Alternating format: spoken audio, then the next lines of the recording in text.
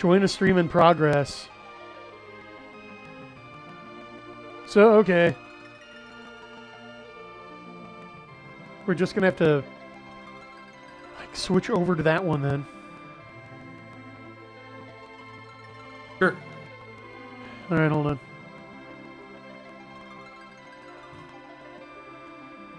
Let me do a little editing here.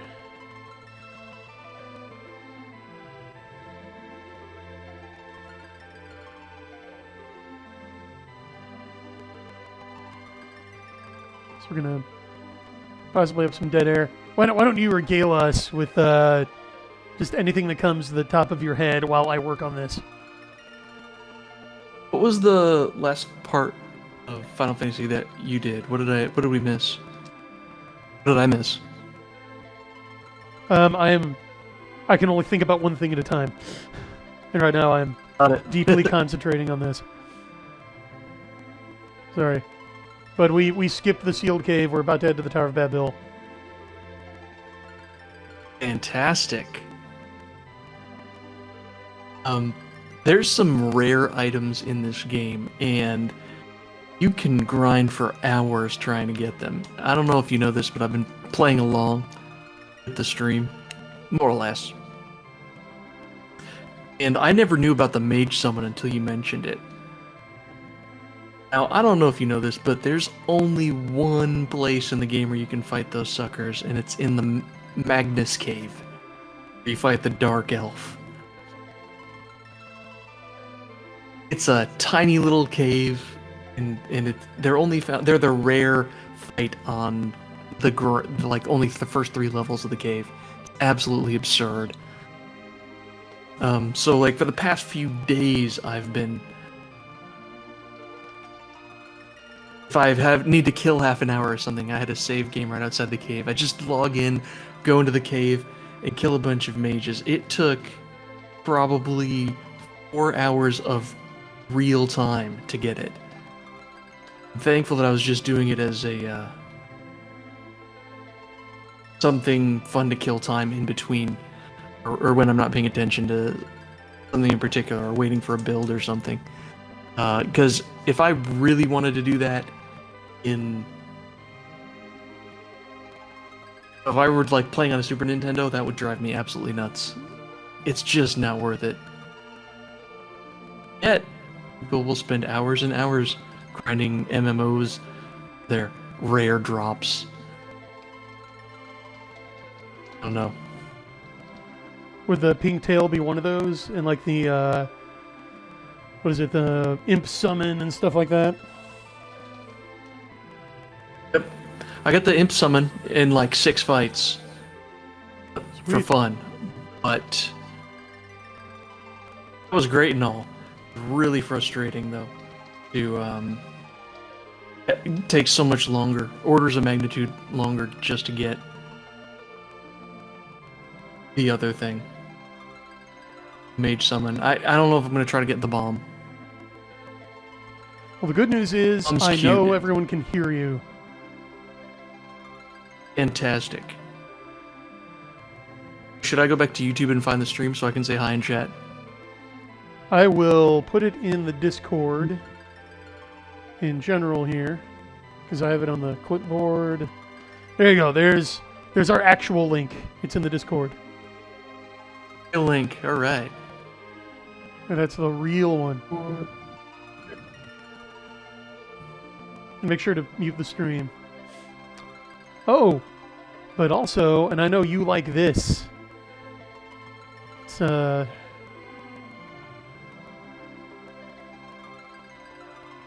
share that. There you go. So now you can see the game in real time. Yes. Yes. Let's do this. Hey, we're about ready to do this, chat. Good, I see most people have made the jump over. Excellent. Final Fantasy II TM 1991 Squaresoft. I know, right? Oh, and all as a reminder, he will be streaming Fire Emblem Genealogy of the Holy War this Thursday, 3 p.m. Eastern. Be there. Be sure to catch that one.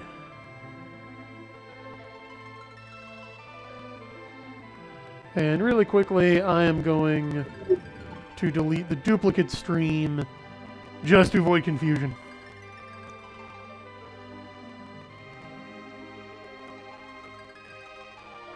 Because let's see, do we have 2 of them live at this point?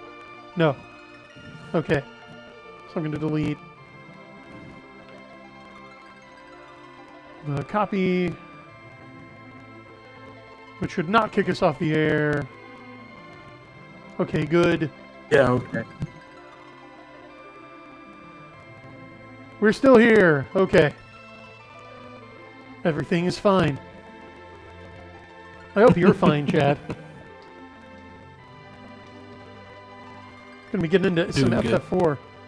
Good. Yeah, just as soon as we get all the technical kinks ironed out, which is rapidly happening.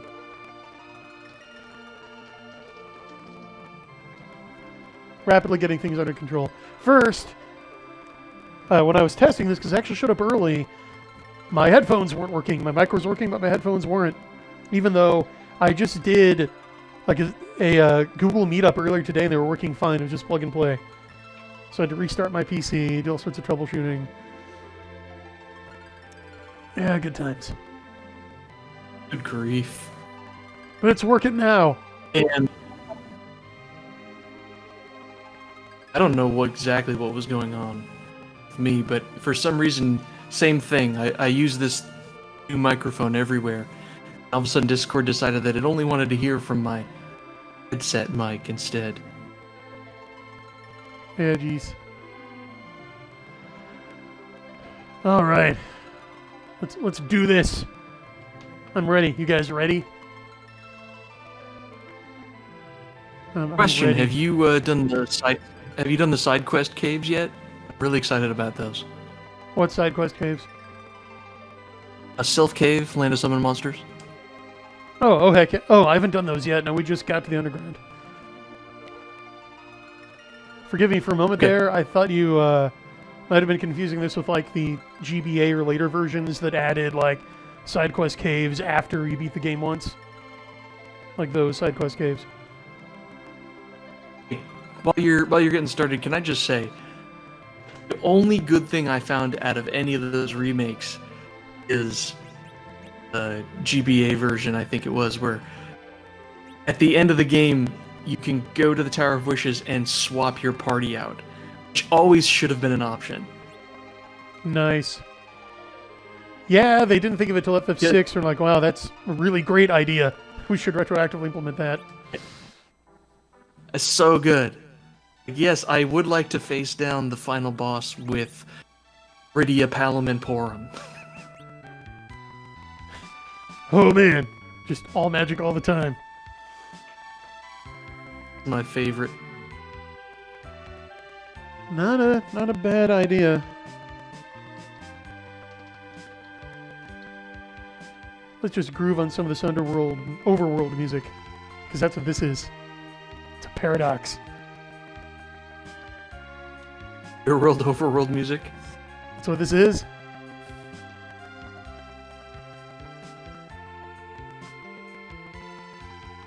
I can see your live stream, but I'm not getting the audio out of Discord, so I'm just going to go by visuals. Huh, that's interesting. This is Saber using? You still have Yang? Yeah. Right. I think we're a little farther from skipping the sealed cave. Yeah, just a second. Yeah, the sealed cave skip is after the tower, but it has been set in motion. Uh-oh. What just happened? It's a funny event when it happens. Oh, okay. Yeah, don't scare me like that. Okay, can you hear me in Discord now?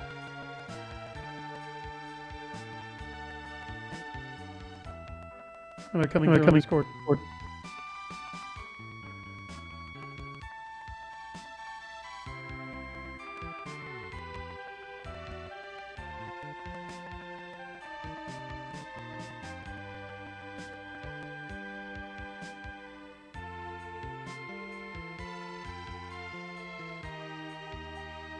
They're coming through.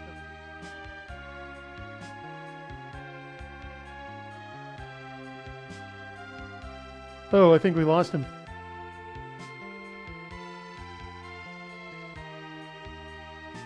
I did revamp my blog, yes.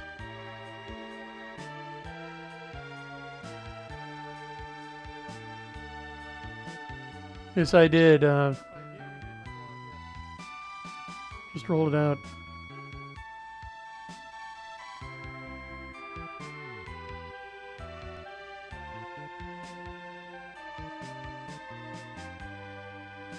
So, not sure where Dornall went.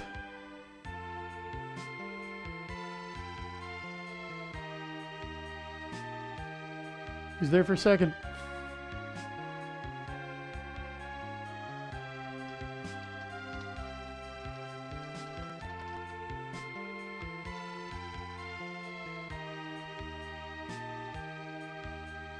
Dornall's MIA. Oh no.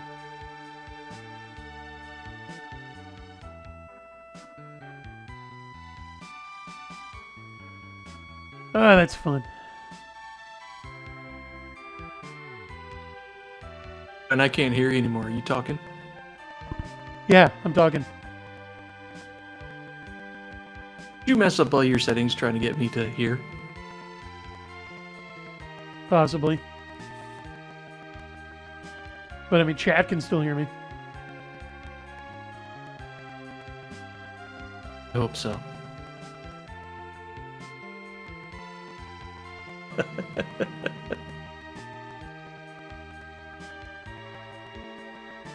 Well, speaking of all magic, you guys are in for a treat. As we finish up the Hour of Babel with Team Beef here, Yang and Dane. Second half of the game is going to be very heavily focused on magic users. Enemies are not going to hold back any longer.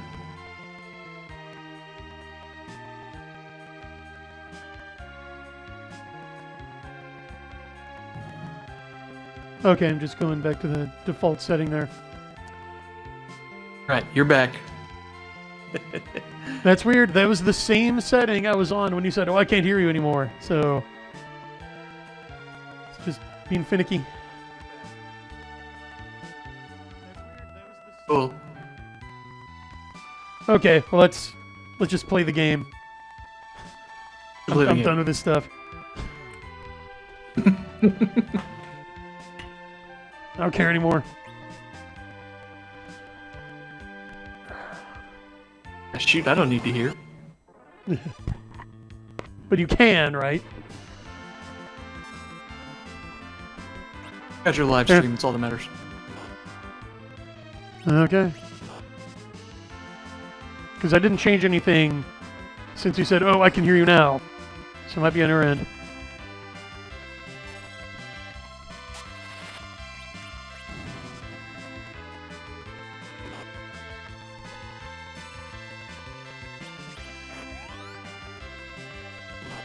I love the giant monsters in the underworld. They don't know they're ugly. This is normal to them.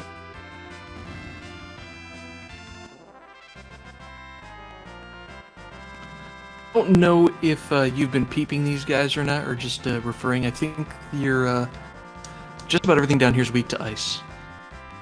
Nice. It would make sense. Okay, so chat is asking me, would you say the sensation of being watched would count as a form of ESP? No, ESP doesn't exist. There are 5 traditional senses which are natural to the human sensorium. And anything received beyond that is basically demons, bro. Heard it here. ESP is demons. Yeah.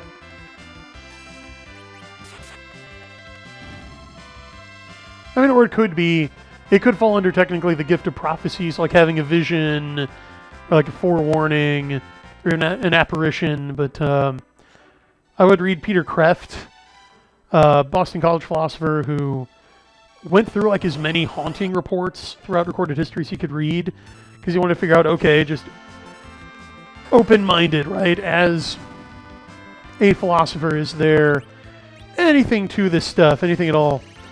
And he found, yeah, actually there is, and identified like 4 different possible sources of paranormal activity.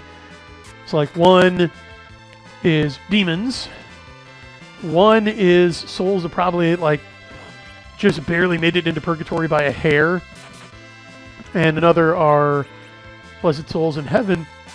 And the way you can discern those spirits is the effect they have on you. So if the encounter leaves you feeling like anxious or angry or sad, probably a demon. If the spirit seems more like wispy and gray and melancholy, it's probably a human ghost. If it consoles you, it's probably a bright soul or an angel. But none of those naturally come from like your nervous system, like your natural powers. Those are either preternatural or supernatural. And here we have the tanks doing battle with the super cannon. That's right, they're the distraction, all the dwarven tanks. Like the cool game plan you come up with. As soon as you hit the dark world, there's no... Golbez is out. Like, he's out from behind the curtain. Everybody knows that he's the bad guy, so you show up, you say, yeah, we're here to fight Golbez, and they say, okay. You get our armor division as a distraction. Yeah. Ice Claw. Probably the way to go. Yeah, because I think switching out the, I think the Charm Claw is safe. The Poison one actually does give me a point of attack. So I want to keep that one. Don't forget, if you're swapping between weapons that are sort of close, you do want to check the status screen because... Oh, how do I want to say it? The attack number isn't like the only thing that factors into damage you do. Right, you want to check the stats and stuff. I gotcha.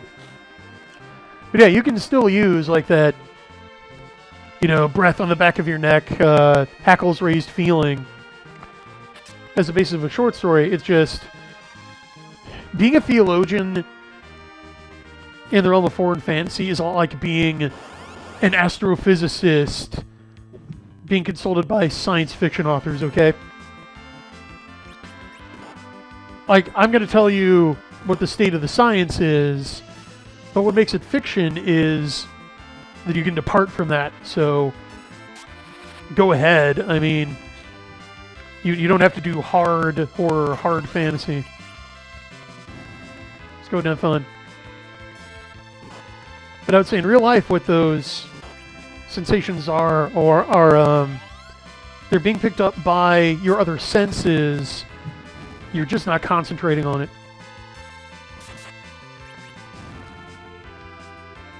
I don't know, you can put your theologian hat on this, but whenever I think about their senses or the way emotions play on the body and everything, when I hear someone say something, oh, it's just your normal senses or it's just your brain not working, it's not spirits or whatever, or gods or what have you. And my follow-up question is always, what's the difference? What would that be like? What would that feel like? If not, what we experience? Can you define your pronouns? That makes sense. Like what? When you say that, what do you mean? I'm just trying to be specific because that is a highly technical question. What does "is" mean? What does "is" mean? No, I'm totally serious. It's like, are you asking? Well, I'm not asking anything. It's just my thought on the whole idea that people who reject supernatural because everything can be reduced to whatever biological functions or whatever that you have. Oh, look, Cecil actually died. So it happened. Cecil, no, he can't die. Well, he doesn't even have the highest HP at this point. Yeah, he does. Oh, gotcha. Well, you're driving me nuts with Cecil in the top. Cecil's supposed to be in the center. What are you doing? Really? Does it matter? No. Yeah, no, it doesn't. It doesn't. Okay. I'm going to have to drive you nuts. I'm not saying that all phenomena can be reduced to matter. I mean, that's ridiculous on its face because awareness is not a property of matter. So I'm talking about the medium through which they're experienced. So I mean, okay, yeah, I am saying that the sense of like shivers down your spine results from purely physical stimuli, but what is receiving and processing the stimulus?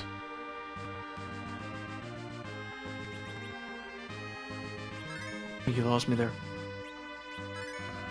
I mean, it'd be you. So that presupposes, you know, an I, a self, which transcends matter.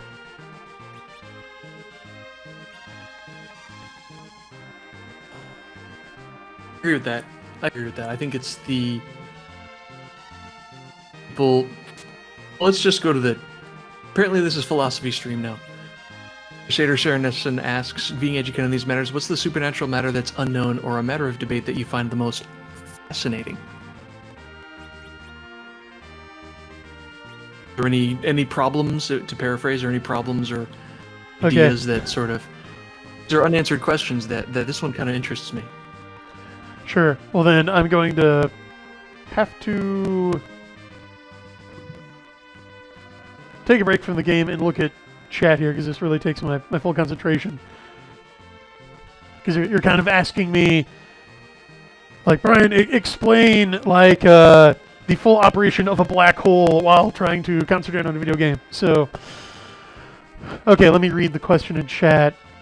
What is the supernatural matter that's unknown or a matter of debate you'd find most fascinating? Okay. Well, first you got to define your terms. So supernatural is horribly misused all the time. If we break it down into super and nature, okay, the supernatural is that which is above or wholly transcendent of nature. So supernatural refers only to God. Right? Demons aren't supernatural, ghosts aren't supernatural, magic is not supernatural. Only God is super nature. Right? He can only be said, we can only talk about the divine nature analogously. Because only in God is his existence, his essence. Like, he is that he is, or I am that am, right? So, by invoking the supernatural, you're talking about theology proper, that is the study of the Godhead in and of himself, okay? So, I find the whole subject fascinating, honestly, but okay. So, I'm going to get into a can of worms here, but, I mean, the enduring issue that I find fascinating in how the divine interacts with the natural, with human nature in particular, is how does God's omniscience and omnipotence interact with human free will? Because you've basically got like the Dominican and the Jesuit school on that matter within Catholic thought. The Jesuits say that, well, it's because of God's omniscience that from all time he knows who's going to cooperate with his grace. Like, he knows who's going to be saved.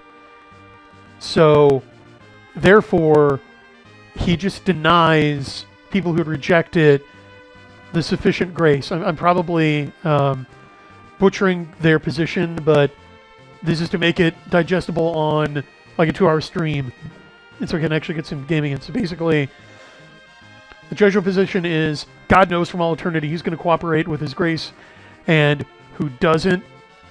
So he basically doesn't bother with saving those people. The Dominican position is that the Jesuit position actually does violence to God's omnipotence by making his action contingent on human action.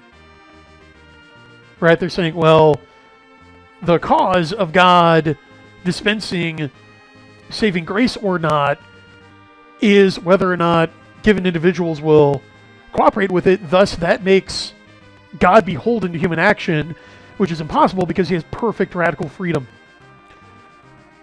And this led to much flame-whoring and hair-pulling back in like the 16th century until the Pope finally just told the Jesuits and Dominicans to shut up, and they'd revisit it in due course. And they haven't yet. They will someday, but that's one big unresolved issue.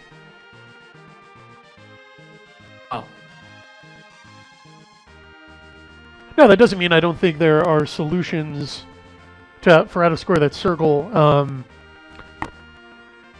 There are, because like the theological deterministic view is that, well, we don't actually have free will. God, like they believe in what's called double predestination. Okay, because the Catholic Church actually does believe in predestination, but just not double predestination, which states that God predestines some souls for glory from all eternity and some souls for hell from all eternity. He creates some people just to damn them, in essence. Which, I mean, it's hard to see how that wouldn't be evil. It's like, really, he creates people just so they can be horribly tortured forever. Yeah, that, again, that would seem to do violence to God's infinite love and mercy. But at the same time, like, the reason theological determinists hold that is like, well, we don't want to do violence to God's omnipotence, right? You know, we don't want his actions contingent on human action.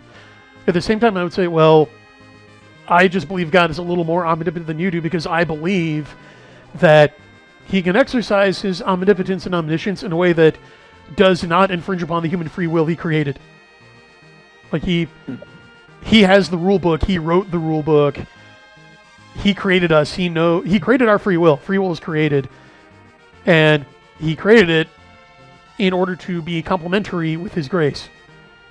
Also, you have to keep in mind that free will in the theological classical sense does not mean what it does in the modern connotation of, well, I can do whatever I want. No, it's the ability to exercise the intellectual appetite, which draws the intellect, or rather draws the person toward goods which the intellect has discerned, free of coercion, or undetermined, basically. Now, I think it's more precise to call the Christian concept of free will limited free will, because it doesn't mean that, like the Dennis Leary sentence, you know, oh, you can smear yourself with lime jello and run naked down the street, like screaming Donovan lyrics or something. That's not even an exercise of will, that's just giving into passion. Because the will, remember, the will is properly ordered toward the good, mainly toward intellectual or spiritual goods. So that it's an means interesting concept that I'm not sure most people get that. No one gets that. The idea yeah, that's what I'm saying. You're just throwing that out there, and I think that's one of the toughest for people to grasp. That the will is naturally ordered toward the good. Yeah, and knowledge of the good determines the will. So it's kind of paradoxical, but like, your will is only undetermined to the extent that you have imperfect knowledge of its object, right? Once you gain perfect knowledge of a particular good, your will is set, it's determined. Which is one reason why when you're dead, that's it, you can't choose anymore. Like, you're locked in to either salvation or damnation, because you finally behold the ultimate good, and your will is either set permanently toward it or away from it. Interesting. So, I mean, an example we can draw on is just... Oh, real quick, we're fighting the alerts. You're gonna fight a ton of these guys. If you wanna kill summon monsters all day long, do it. But he only alerts in response to his first received attack. So if you just want to end the fight, just have Kane jump him. Okay. Cool, because I was trying to do that spam regular attack thing again, but good idea. Suppose I could also reflect like a lightning spell off of somebody. Alerts take no damage from magic. Oh, they don't? Okay. Is this okay if I spoil all this stuff for you, or should I watch you do this? No, this is an exploit stream. So tell me every dirty trick you can think of, man. All right, I'm not full of dirty tricks, but I know some of these enemies very well. See, that's the operational level I'm kind of missing. I've been looking at the tactical and strategic level, like the big picture. So you are really going to come in handy. Hey, there you go. It worked. Thanks. You didn't get another one off. The alert is an aerial unit. Yeah, baby. You don't have to dupe that ice sword. What? Did you get the ice sword yet? No. So, okay, well, let's take your advice. All right, so no to those. Look at that on the right side. Attack percent 29%. So I know. No, go ahead. You can take those numbers pretty legit. Like your damage is 100 to 400, something like that. But at a very low hit percentage. Now let's see that blizzard spear. It's gonna be better. Yeah, it's a lot better. Plus, it's got an elemental affinity. And of course, it's the correct elemental affinity for where you're at right now. Isn't that nice of them? Yeah. You go into this when you get the fire sword, you're like, I'm fighting nothing but ice beasts here, but there's a fire dog here. You know, I'm just gonna roll with it. Just gonna roll with it. Yeah, we rowing merely down the stream. So I'm going to take a minute to check the theological firestorm I've almost certainly set up in chat. Okay, theodicy. Theodicy is specifically whether or not to attribute moral evil to God. Or basically, well, why does God let evil happen? Or how do you reconcile a benevolent, all-powerful, all-knowing God with the existence of evil? And it's rather easy because there's an unstated premise there, which is really begging the question that, well, evil cannot be reconciled with an all-good, all-knowing, all-powerful God, but there's evil, therefore no God. But that's pretty ridiculous on its face, since God warned us again and again in the Bible that, yeah, look, evil stuff is going to happen. I mean, look at the whole book of Job. Christ warned the world would hate and persecute his followers. So, I mean, you need to show your homework, bro. Like, the Fedora Tippers need to demonstrate why evil is incompatible with a benevolent, all-knowing, all-good God, and they just never bother to. So my answer is, there is evil and there is God. So what? Like, it never really bothered me. Matthew Martin, one of the things I've never understood about the numbers in this game, how the multipliers work on defense. Okay. I haven't studied the X. I don't know exactly how it's done. I'm sure the modders and the speedrunners have figured out all the way the numbers work, but through experimentation, I can say that it's an absorption number. The multipliers give you a range of values. It's like saying, if I attack with my short sword, I roll 2 dice worth of damage. That's how all those multipliers work. It's basically how you get all the variance in numbers. Even if you do the same fight 5 times in a row, Kane's not always going to kill that guy in one hit. He's gonna kill this guy. Yeah, he is.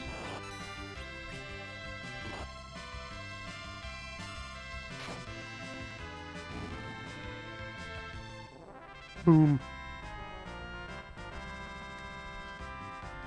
I don't really know how many times I've finished this game. This is the place to go to for Final Fantasy IV tips. In fact, I'm going to make a recommendation to you, Brian, later that you may not be familiar with or comfortable with. Ooh. Tantalizing. What's the idea? The idea is, Whoa. let's just say you're about to get some new equipment freed up, and I'm going to suggest that Kane's a little overdressed for your party. So is Yang, actually. I hear you. Oh yeah, I'm about 1 for 3 on strategically unequipping people who are about to leave. But I have resolved to improve that ratio. But thank you. Glad you're looking out for me.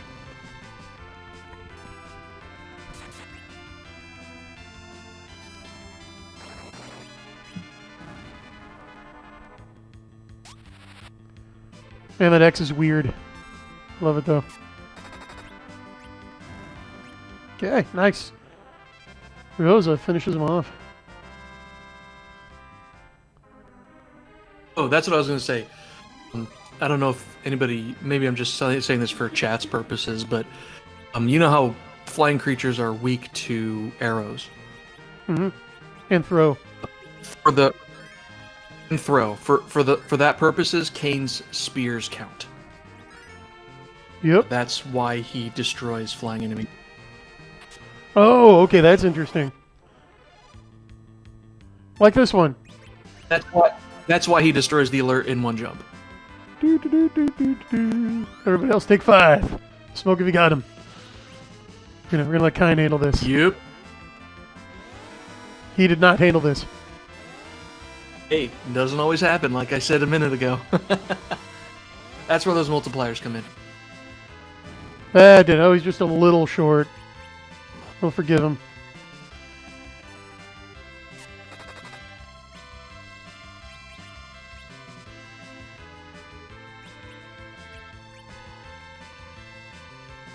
Oh, I hate that.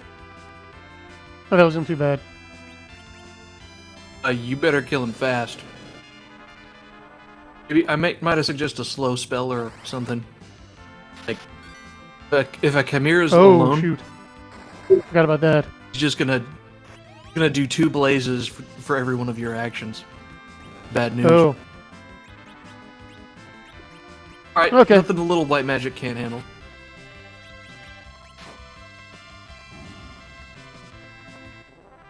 yeah, we're okay. Yeah, we should get something good. There it is. That's it. All right, let's look at the tail of the tape. So he's lagging behind Kine right now in the attack percent department. Oh, look at the British spellings. I just realized that. How quaint. Right, the C. Should be defends. Like Yeah, it's dude, falling down. that Chimera art, all the art is so great in this game. Dude, it's some next level stuff. There we go. Baby. It's a nice sword, so there you go. That is the stuff. Yep, keeping it. I'm going mute for 2 minutes. Back. Okay. I think while he's gone, I'm gonna check in on Chad a little bit. Momentarily. Let me get healed up first.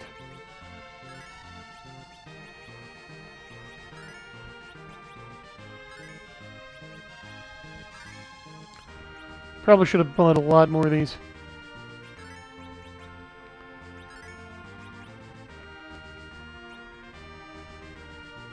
Oh, well.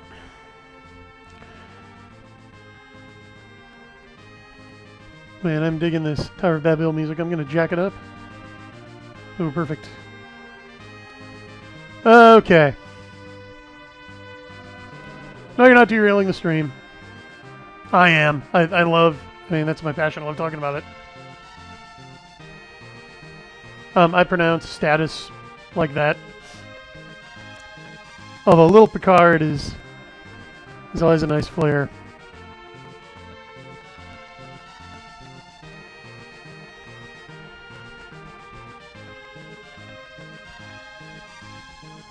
Oh, and I missed CL here.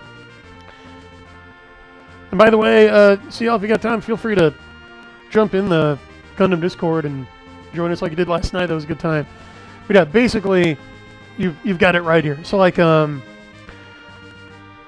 those scientific experiments that claimed to disprove free will by saying, oh well, we asked the subjects to press either like a blue switch or a red switch, and using neural scans, like scanning their neuroelectric activity, their synapses firing, we were able to prove that they decided which one to press before they were consciously aware of it.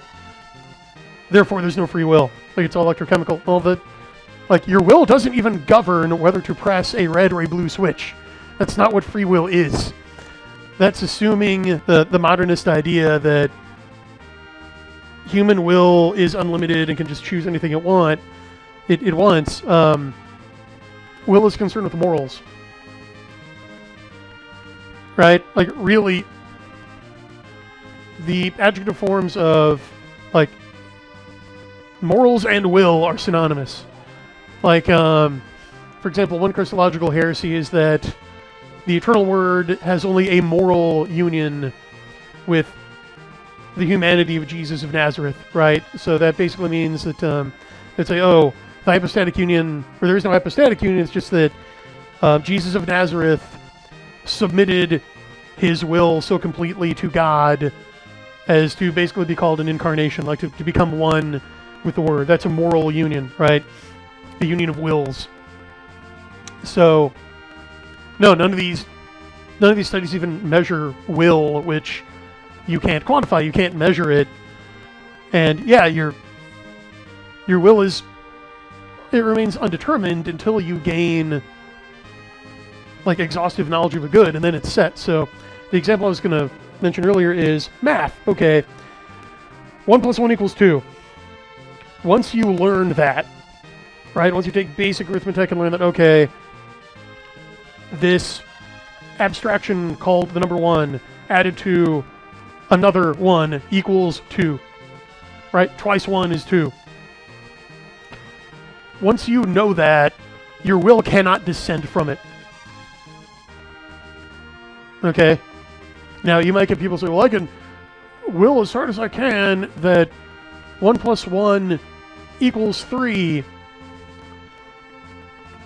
Well, no, you can't do it because, again, knowledge is ordered toward truth. That's not true, so you can't know that. You can't will yourself to know that. Just like I can't know that the sky is purple, or that Bill Nye is an actual scientist, because it's not true. Right? So the intellect is ordered toward truth, the will is ordered toward intellectual goods. It's the will's the intellectual appetite. Okay? So what the appetite is to the senses, the will is to the intellect. There you go. There's a quick primer on that. We talked about this one before, and that one's really hard to picture. Oh, hey, Bradford. Yeah, you have that one gives you a bit of difficulty. Yeah. think I get it, but I'm pretty sure I don't. What I do know is that I have fresh homemade chocolate chip cookies in my hand. Oh, sweet. Congratulations. Well, I think we cleaned out this floor. Yeah, I'm pretty sure just the 2 weapons are there. Look, now you get to shred flame dogs. You don't even have to jump. Man, now I'm hungry for hot dogs. Oh well. I'll wait till after the stream. Whoa! That was impressive.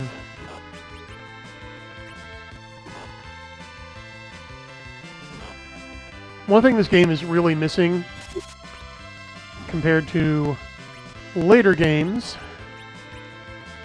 is a mass use, like blanket party defense spell, like protect or shell or something. Like the best you get is blink. You can only use it on one person at a time. Look at that. I played the virus meme. Everybody give Rudy a hand for doing the meme, chat. V in chat for virus. Let's go. That's how you know. That's how you know that's the best spell. It has no cast time, and you didn't need to use Ice 2. And Ice 2 has a slow cast time. I noticed that last time. It is super slow. But hey, it learned haste, which is what that is. That's what really matters. Yeah, that's a good one. Okay. And this is driving me nuts. In fact, I'm gonna go. Hey, you need to fix your spells. The spell you need is Virus and Warp.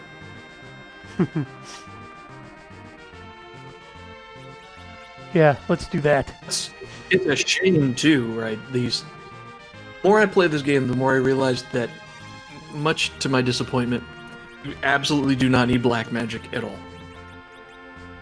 That's a bold statement.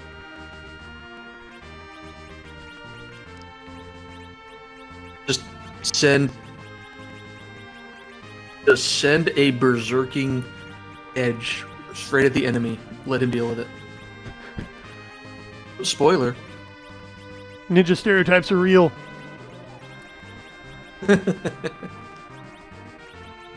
Speaking of which, this is I can't wait to get to that part. They had a lot of fun with his character. Oh, I believe it.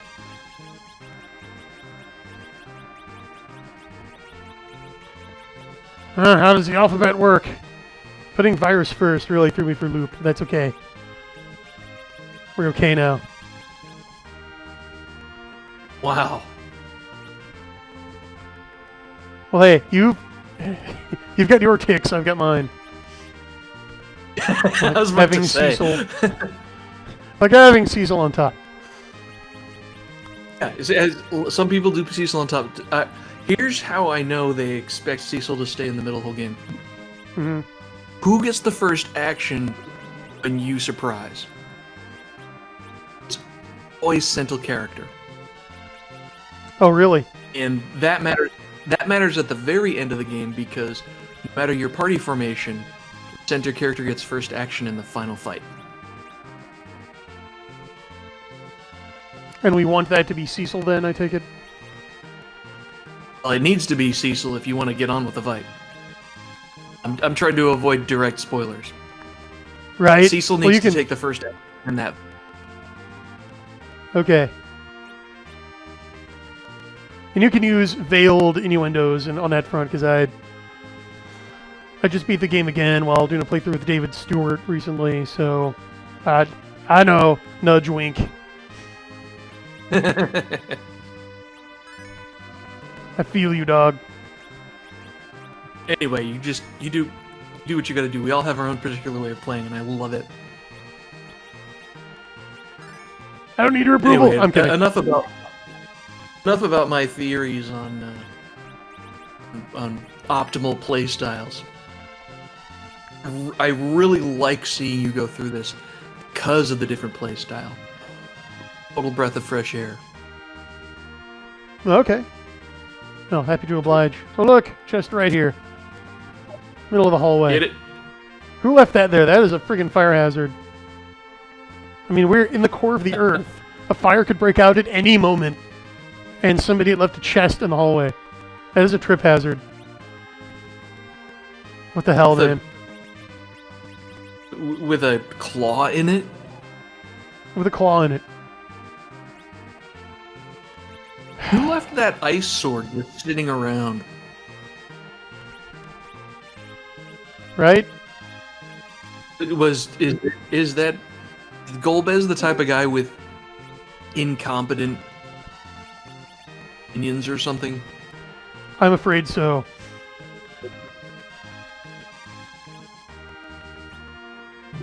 Okay, I don't see that really did much, but Yang's weapons tend not to. But I think Cat Claw has a sleep effect, doesn't it?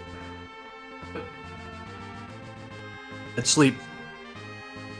Okay, good. Oh, hey. Means if you care about it, when you're spamming fight, you should move Yang's attack to someone else. It's Catholic Lancer. So that the follow. Hey, welcome to the show. Actually, but We kind of heard that. I don't know if his mic plugged in. Oh well. better now. Yes, that's much better. Welcome. It's a shame I had to unplug my headphones to get it to do that, but as long as you don't get any feedback from my end, that's fine. Fair enough. Yeah, we're not so far. Give you some feedback. You are a welcome and valued member of this stream. There you go. Thank you. Hey, guess what? You're also now a Geek Gab co-host. Congratulations. You've made it. Taking it somewhere. Awesome. It's your big break. Fred, I don't have a speech prepared or anything. That's okay. Impromptu speaking is a valuable skill. I want to know how you get the Flame Man job. I assumed it was a Did bad you- translation. Is it like They a- meant Is it fireman. like a Dark Knight? Is like a Dark Knight where you go into training like, I need you to protect our kingdom. Only it's the Tower of Babel. You need to pick up the sword and armor of fire. Excuse me. We have an ice lance at the bottom floor. Just there for anybody to pick up. It's guarded by... No, it's fine. What if someone brings that ice lance up and tries to stab me with it? Do you really want me being a flame man up here? Oh, yeah. It's perfectly safe. That would have to be the What logic. did the flame men do? What would the flame men do while there are no heroes trying to bust in? I'm afraid we're Fire too far drills? into video game logic, guys. I'm going to say fire drills. Fire drill.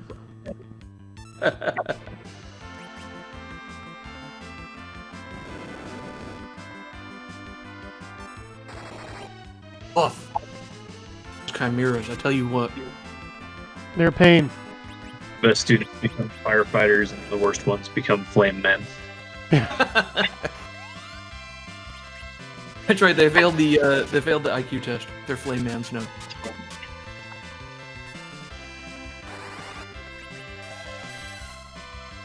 And memed him to death. Viruses are killing meme. COVID got the Chimera too. Oh no, she can summon Chrono-chan. It's all over. We have to lock down the tower now.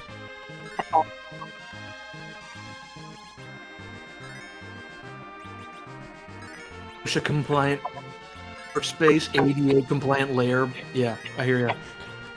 Well, it kind of does have a ramp.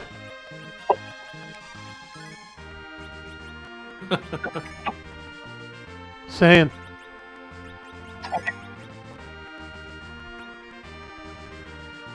By the way, I would just like to take a moment to appreciate this music. Okay, which is over now. Oh, I know what to do here. I love this science fantasy. So it's weird that this is framed as a combat encounter. Like, oh, there's an egg. Just like playing D&D with your buds. There's an egg. I attack. No, it's just an egg. It's just sitting there. Well, I'm not going to run from it.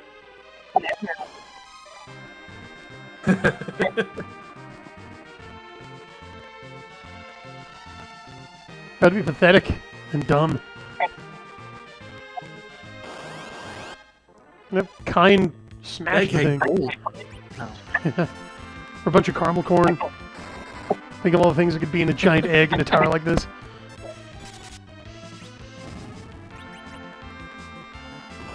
I'm not going to jump. You're not even worth it. That's how little you mean to me. He's denied an honorable death by jump.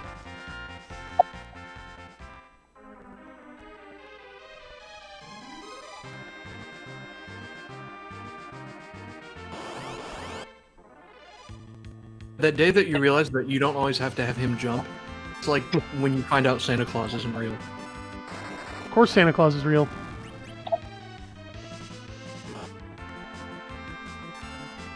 Man, what's with all these modernist mind viruses infecting everyone?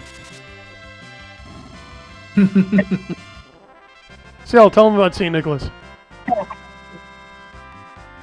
The heretics laughing. St. It happened. Nicholas. Yeah, isn't he famous for going to the Council of Nicaea and punching the lights out of some other priest?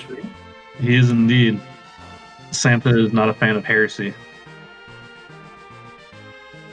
That's right. That's why you only get coal, because if he doesn't do something for the bad kids, he's liable to just come into your room while you're sleeping and punch you in the face.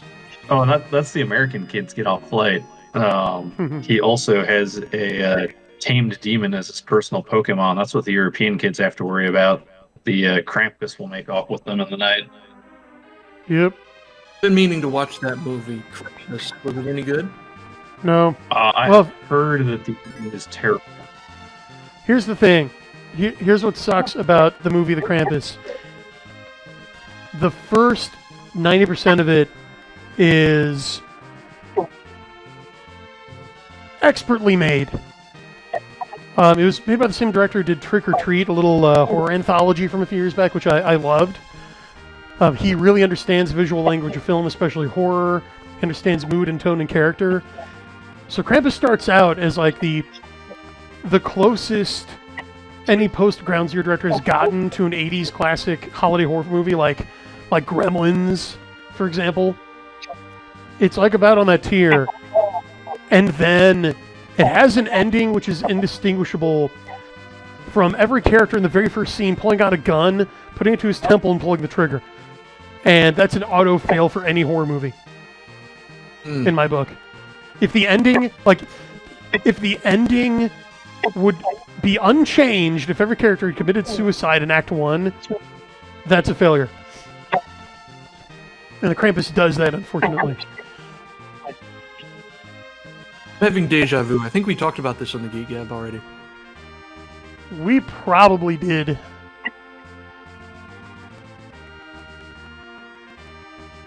So I'm pretty sure we reviewed that one. I'm getting old. It's not gonna be long before me and Daddy Warpig just start repeating ourselves. That's a cool and ominous walkway. It's nice when you get to a different part of the dungeon. It actually looks different. You think you're getting somewhere. I mean that as criticism. It might have sounded good. No. I'm with you. It gives a definite sense of progress. So like the crystals, the tower. Larger... Yeah, right?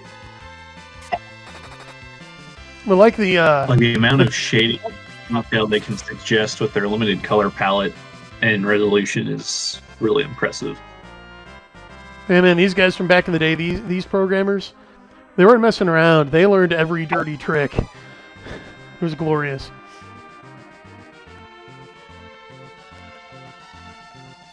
Like, how can we squeeze every last drop of graphical goodness out of this hardware? Oh. I don't think they blaze when they're a pair. I think they only blaze when they're solo. Oh, really? Well, let's find out. Yeah, so Trigger a... image out. Well, you're right about that little breath there was where a blaze would have gone. This smacks of the playtesters. Yeah, this smacks of the playtesters going, okay, that's way too mean.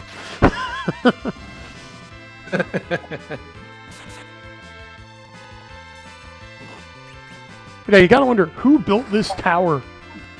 Where did it come from?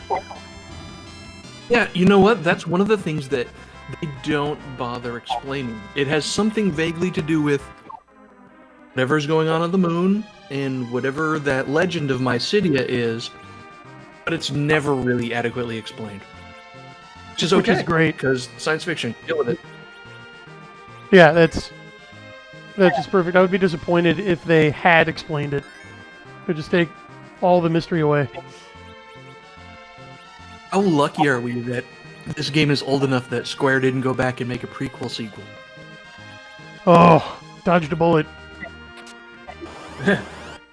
Played this role-playing game in the 2,000 years before the events of Final Fantasy IV, where you're a spunky-haired Japanese kid traveling around with his friends, solving puzzles, and raising chocobos. Everything you love out of Final Fantasy. And one of the kids, happens to be named Cain, but spelled like C-A-I-N, and the other one is like Abel, but spelled like A-B-L.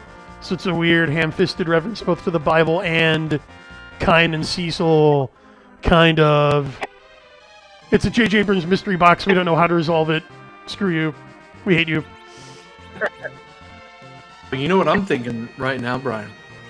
What's that? What's better than an ice shield? What? 2 ice shields. That's right. 2 scoops of ice.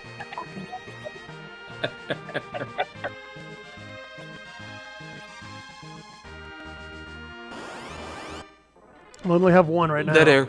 Sorry. Hey, CL, you still talking? Picking up on us. Ardenon is alive. Yes! Huzzah! Alive. He's been busy. We missed him.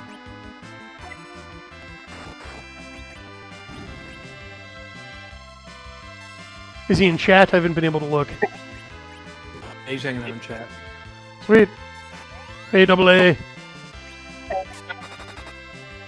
For the maid. You guys are looking for classic,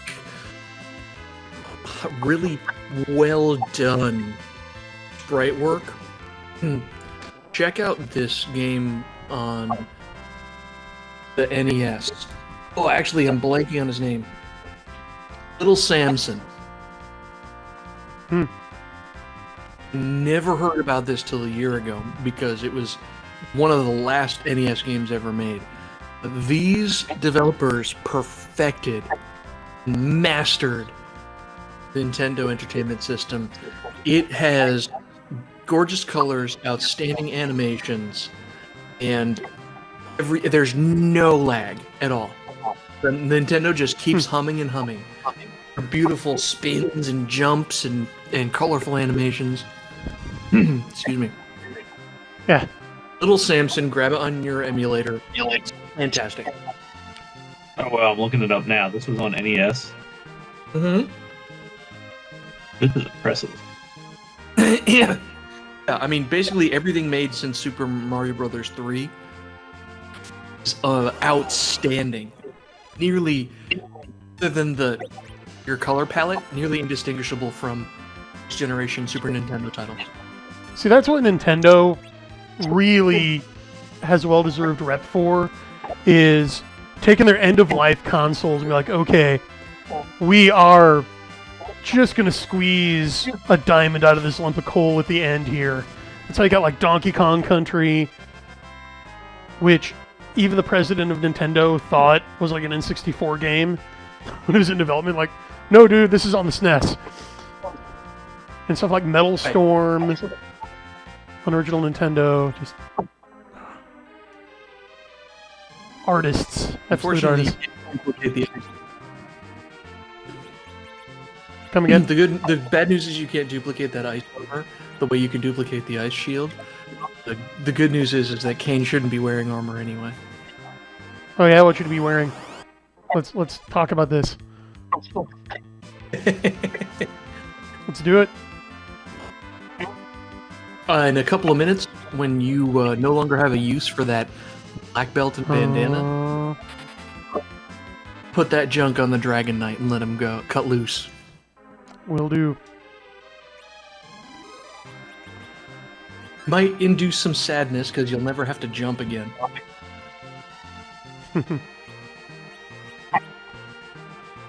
Oh, it's always humiliating when you've got to resurrect the White Mage. Oh, those that took a dive.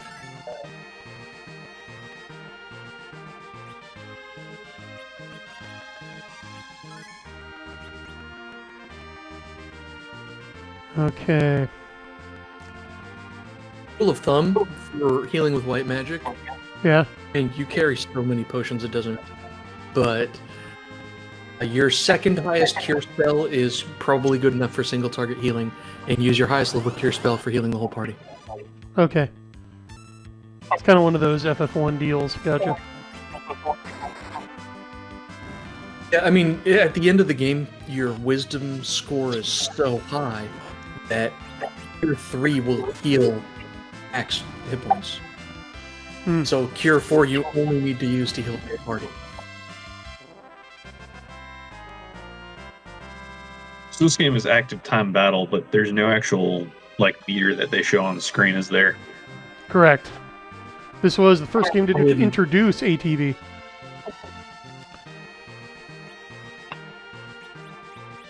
And they hadn't thought to show it to you yet. Which I actually like. In later games where you can actually see the countdown, it distracts me.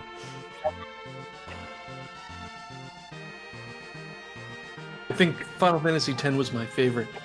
They got rid of the A and the ATB, and they said, you know what if we just skipped to the next person's turn? Let's just do that. Well, all the combat in that game is basically an elaborate game of rock, paper, scissors. Sure is. Or if you're as anal retentive as I am, an elaborate game of making sure everybody swaps in every battle and take a single action so that everybody levels up at the same time. Really? There's a reason why I only played that one once.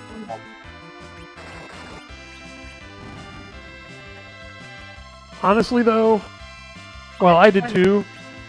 I find that FF10 has the most satisfying ending in the series.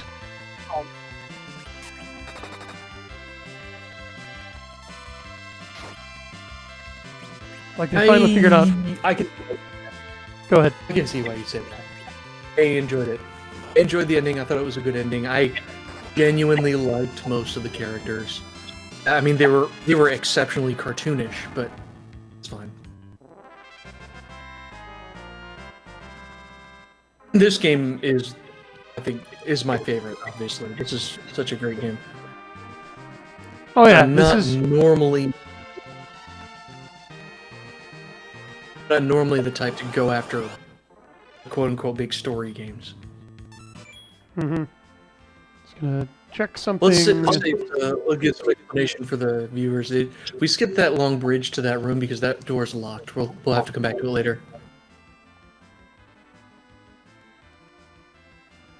Yep, no sense in wasting time on it now.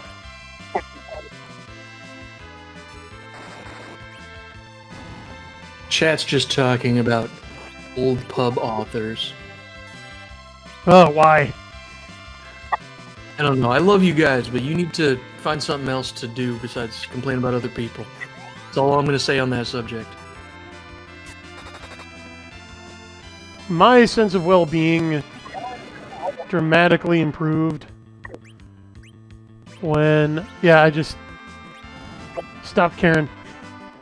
I just wrote Old Pub off and didn't look back.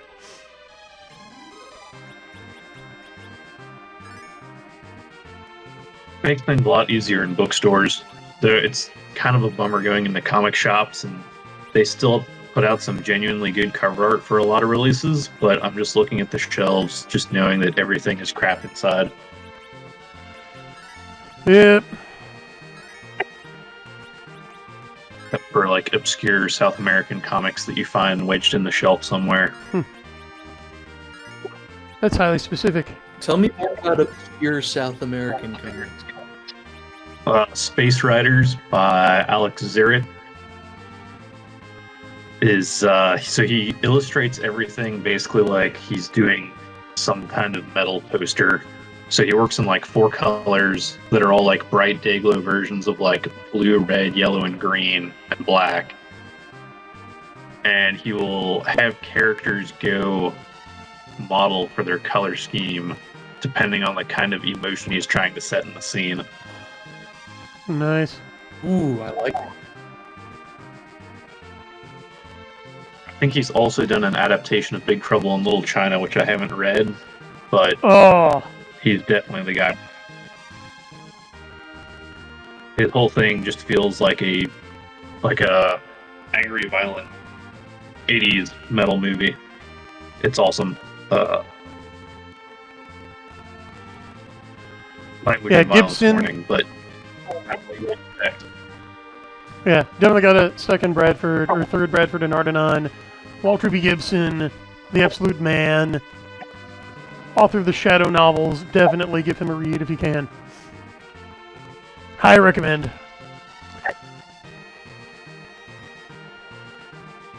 Anyway, sorry to cut you off. Oh, good. I'm trying to find an example I can drop in the chat here of some of his art. Hmm.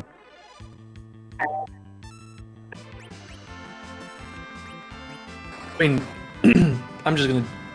Yeah, I've never been a comics guy, so just have a few. I do have a few on my shelf. I'm not anti-comics. Just never got into them. Sorry to hear that it's a sad state right now. Turns out I was right. Stick with manga for most of my life. Most of my attempts to get into Western comics have not ended well. I hear that.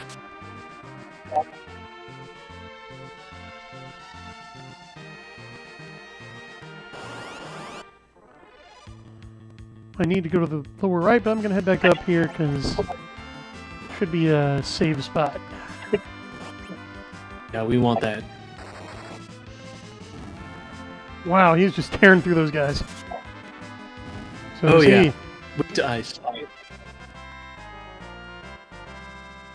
I did like how they had a Medusa paired with a Stone Man. Supposedly there's a Medusa sword. I've never seen it, but supposedly there's a Medusa sword. No way to Really? drop images in the chat, but I dropped one. Not in YouTube chat, no.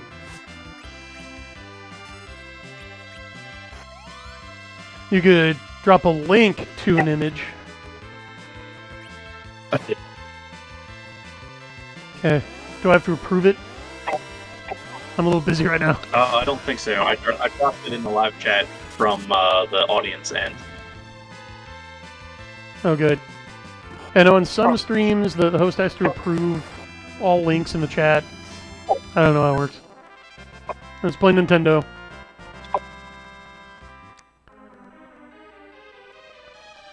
Alright, let's see what you got.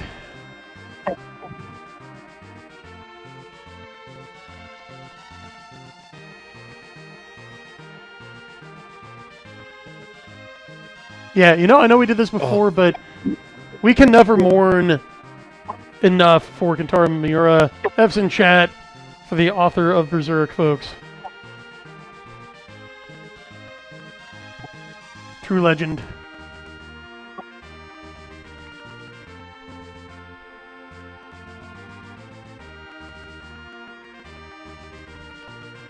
That's what I like to see.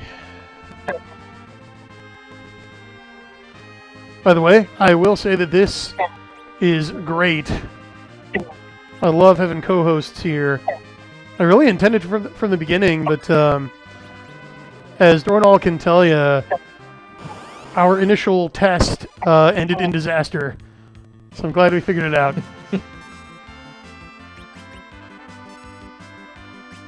It's definitely not intuitive to get all your audio and video inputs and outputs straight. And even when you do, something's not going to work. No better than to use the fight command on those things. I don't like just cowering there. I want to do something even if it's not going to have an effect.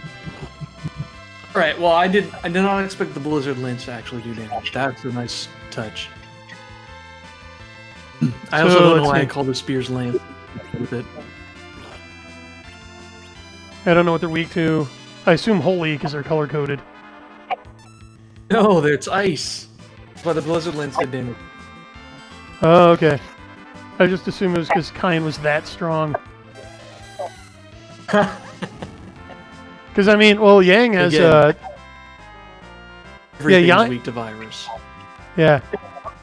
Yang has an Ice Claw and it didn't do anything. So. I mean, yes, the kick gives it a 1/2 multiplier. But still. I don't think kick inherits the properties of your claws. Oh, really? It's not global to all his attacks, eh? I think, yeah, kick is easily the most useless attack in the game. The only time I've ever used it to good effect was Calbrina. That works okay on the bombs. But yeah. I'm leaning toward your position there. Alright, boss time. So Ardenal, Big Trouble in Little China is a Western movie.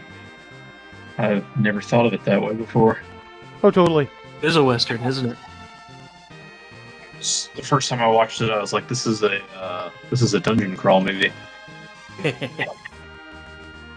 Yeah, as a matter of fact, I believe in the original script for Big Trouble in Little China, it was set in the Old West.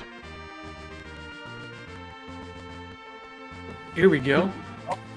Finally finished with the dungeon. Oh, like during the building of the railroads.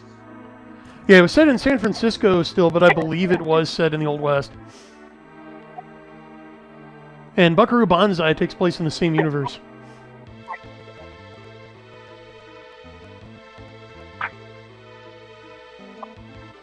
Like Buckaroo Banzai with Peter Weller was supposed to be, like it was adapted from a planned sequel to Big Trouble in Little China. Yeah. Yeah, the movie, I love it. It's During my age, simple. I got a watch list.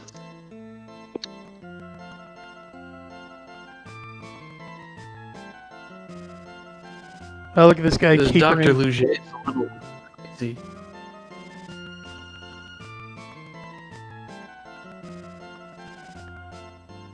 He's a little touched.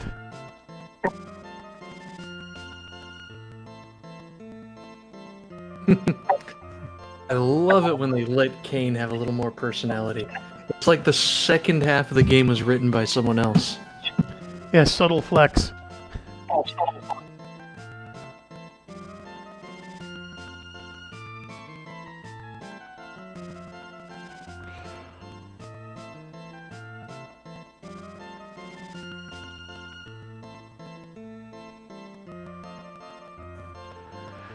Oh, let's see here. I don't know of any exploits on this fight, but if you kill them both in the same round, you don't have to deal with the second form. Oh, there are 2 forms, eh? Then yes. Anything with a second form has an exploit. What you want to do is, if you just spread your damage and have them both die in basically the same combat round, then you're fine.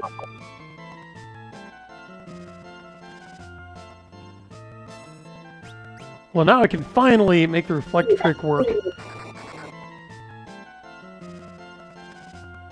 Matthew Martin, if you kill Uge first, Belmab explodes.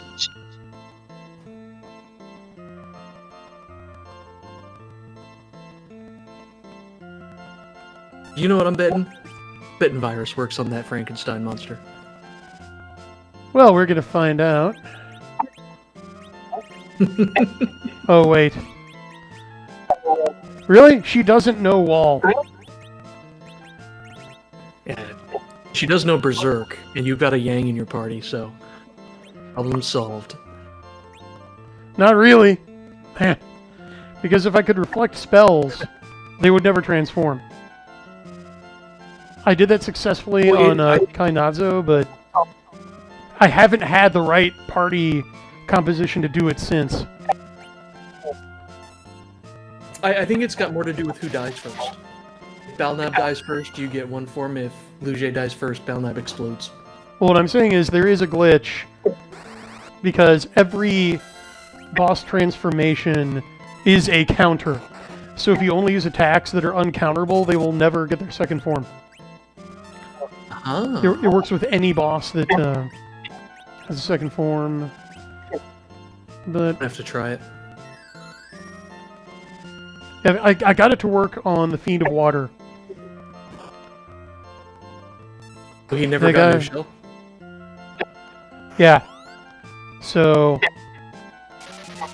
I gotta teach Rosa Wall, and then we can do it. Well, I know how a good way to level up Wall. Spend 4 hours in the cave of Magnus trying to get the mage summons. Oh, that's where they are? Yeah. Don't tempt me. Well done. And there That's it how is. it's done. Although the chat doesn't get to see the hideous Frankensteinian amalgamation, because we're like, Lujai pilots Balnab like a mech, and when that's destroyed, it comes back as like this hideous techno-skeleton undead thing. Oh, he might be about to do that. Yeah. Okay. So, yeah, like here, if I could bounce all my spells off a wall, he would never transform. But what are you gonna do? Oh, there it is. This form makes no sense to me, but it's freaking cool, so who cares? Exactly, real cool.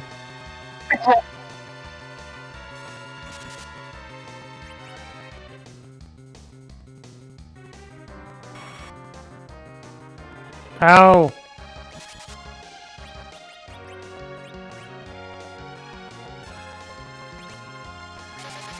Oh, you know what you're getting for that? The same thing everybody else gets? That's right.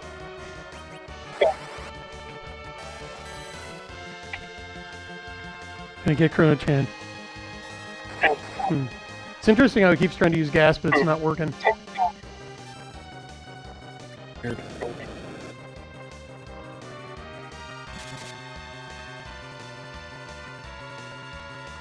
Apparently that's a counter. The, poisoning everybody at the beginning is a really cool touch, but it's not threatening at all. He just doesn't do enough damage. Yeah. I am utterly unconcerned. Maybe if Gas did something. And Virus takes him out.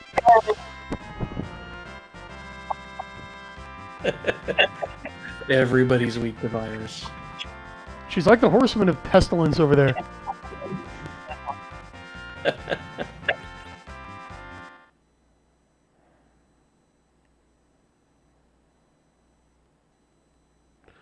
Okay, so he's giving us a little bit of backstory on the tower. Hey, thanks for telling us where all the crystals are. Sucker! He's monologuing. But seriously, how cool is that? This is one of the biggest flaws with this game, and it carried over to just about every other JRPG I played ever since. It's my only complaint about this game, is that when you win the fight, you haven't won the fight. You have to watch them monologue or do something, or sometimes they transform into the thing from Adam's Family and steals the crystal anyway. Ever get railroaded by your dungeon master? Because that's what this is feeling like right now. Would you call it heavy-handed? Is that what you'd call it? Because, it's in a gauntlet. Golbez's severed hand. No, never mind. Although I do love this bit of dialogue from Radia. Dwarves are in danger. I just picture like a couple of guys like sitting around, I don't know, playing Yahtzee or something. All of a sudden, like Radia busts in the front door and shouts that, or like someone just like cooking some eggs. You like burst through a window. Just not interjection. Dwarves are in danger. Dwarves are in danger. Like, which dwarves? Where? There are dwarves? What? Sorry. Yeah, Bradford Walker, if you play through this game a few times, you realize that the caller abilities aren't actually that useful. Which is a shame because they're one of the coolest things about this game. Right, Thank goodness you used that heal and pain. I love that he knows what a warp device looks like. It's standard Dark Knight training. Yeah. All Air Force captains learn what... Like, they must familiarize themselves with warp devices. I mean, it would make his job obsolete. Sorry.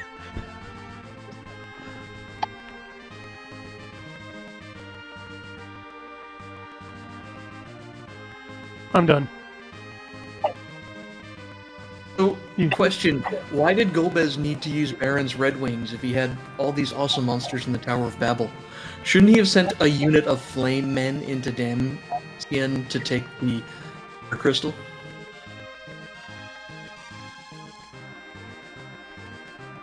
Not if they don't speak the same language. Okay. Perhaps he did, because we were told that all of Golbez's soldiers are monsters. And we never saw exactly who bombed Damcien, so it might have been... Like, I think that's the subtext, is that he is, like, loading up his monsters onto airships and just carting them around the world. Excuse me. Or he was until Radia killed him. Yeah. With virus. That's right.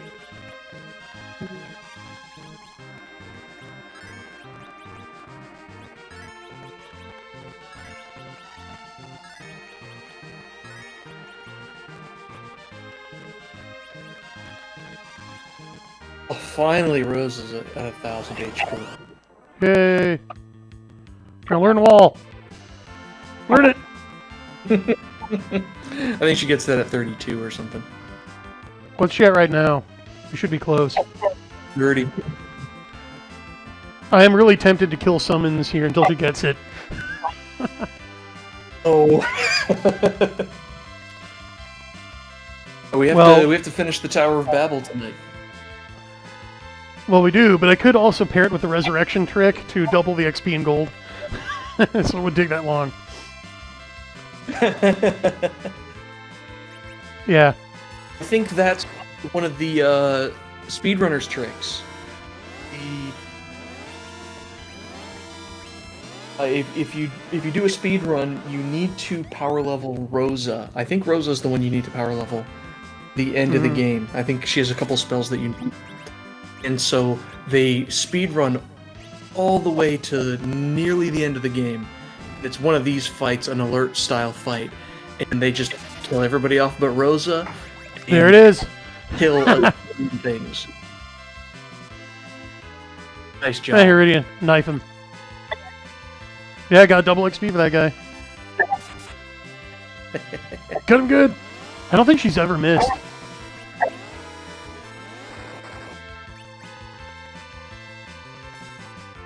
Hey, she's the best white wizard. Oh, and because the alert is there, he is never going to use Blaze. Alright, let's see which goes off this is free first. money. Oh, her spell went off before you landed. I'm surprised she was that fast. Ah! But I got it with the potion. Yeah. Oh, it's Yang. That's Okay. Silver Knight. right, let's see how much we got from that. Ooh, nice. Chunk of XP. Yeah, that's like boss fight level, so... Oh, yeah, ain't got one? Okay, who else? Oh, nice. Well, Rydia has infinite MP now. So she's got that going for her. Finally, at last, something to recommend to the caller. Besides virus. And monsters. Fire, destruction, and death.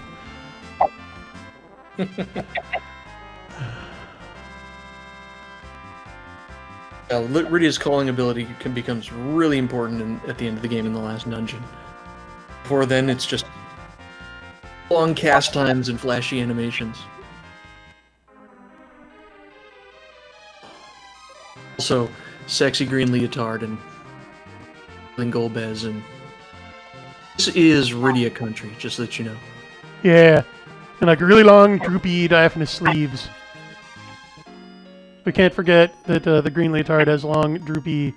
So I suppose they're detached and just kind of like buckled to her biceps. Whatever. I figured it was like a... I was thinking it was a scarf or something. Is it part of her dress? Like a long sleeves? Yeah, that's like a summoner thing. Because like in part 5, when you choose a summoner job, they have long, droopy sleeves. Yuna does. So her outfit is... Basically, Yuna's only red. green. But that's just... And then sometimes they have the horn. They were just copying Rydia's style. They were just copying Rydia's style. It's just like... Give me for the comparison, but... All of a sudden, after the first Star Wars, every Jedi dresses like a moisture farmer on Tatooine. Right? The brown robes weren't supposed to be a Jedi uniform. It was just what they wore on the desert planet. Yeah.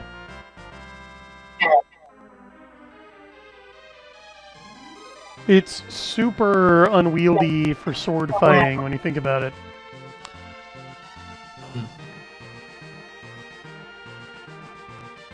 Yeah, so why do Kendo fighters spar in those big skirts anyway? The big pants. Hakamas? Makes it harder to tell where your artery is. Oh. There you go. Doesn't that make it difficult to maneuver? Almost any kind of like billowy clothing, baggy clothing that might look impractical for fighting is usually useful because it disguises where you are actually vulnerable. It's the same reason people will wear like long baggy pants past their boots when they're in snake country. Aha. Well, thank you. Same with like tassels and like fluffy things that they'll like tie off right behind spearheads because it's visually distracting when you're trying to follow where the spear's going. Okay. Like those cool bendy Chinese spears. Yeah. Love those.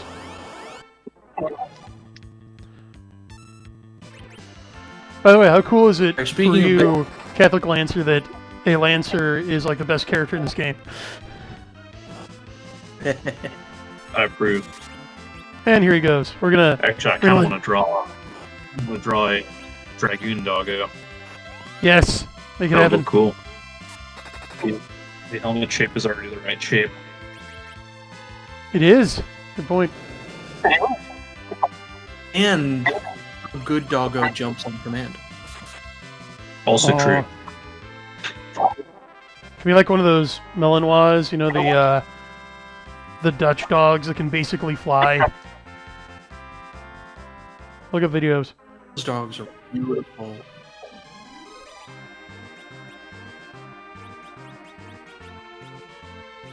Belgian Malinois. Belgian, Looks that's sort of right. like a German Shepherd, but bringier. Yes. Oh yeah, that would fit well. Look up videos of what they can do. It's fully insane.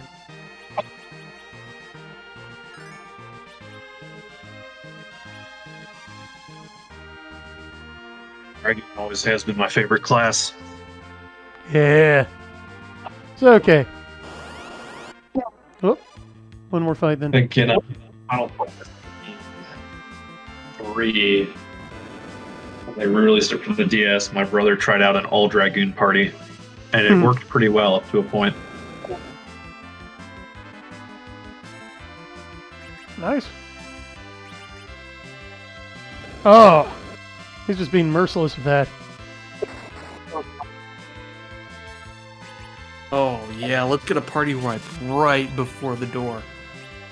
We won't, because of that. Oh, ain't always cheating death. It's kind of foreshadowing, honestly. It's thematically appropriate.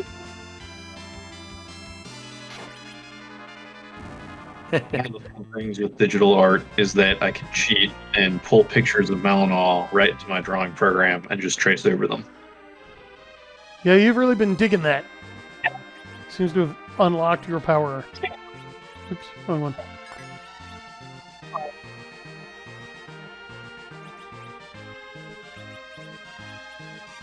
I go back and forth on it, honestly, just because right now I'm still in the stage of getting used to how the stylus works versus a pencil. I have to erase and redo a lot of lines because the stylus is super sensitive. So little movements that wouldn't do anything with graphite put all these little like micro wiggles in the line, and I can notice them. Ooh, noticeable micro wiggles. It's the worst. All right, man. Counter-raid. Right. We gotta save the dwarves, Brian, but first you gotta relieve Yang of some stuff. Yeah. Screw this guy. Taking my ball and going home.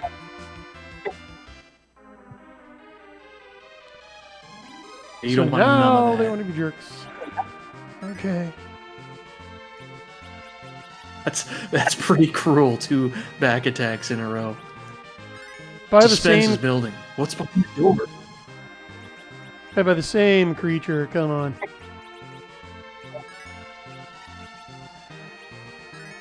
So man, sometimes these old Nintendo games seem to be thinking. I don't know.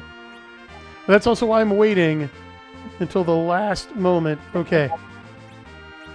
And I'm gonna kind of cheat.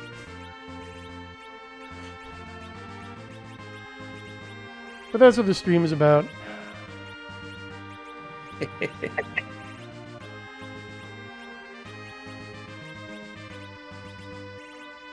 If there's one thing you don't want to lose, is that strength ring. Well, check this out. That's not all. You want to do the Dornal special? Dornal special is to put all that shit on Kane. Yep. Gonna make it happen. Should have checked out his attack before putting the stuff on.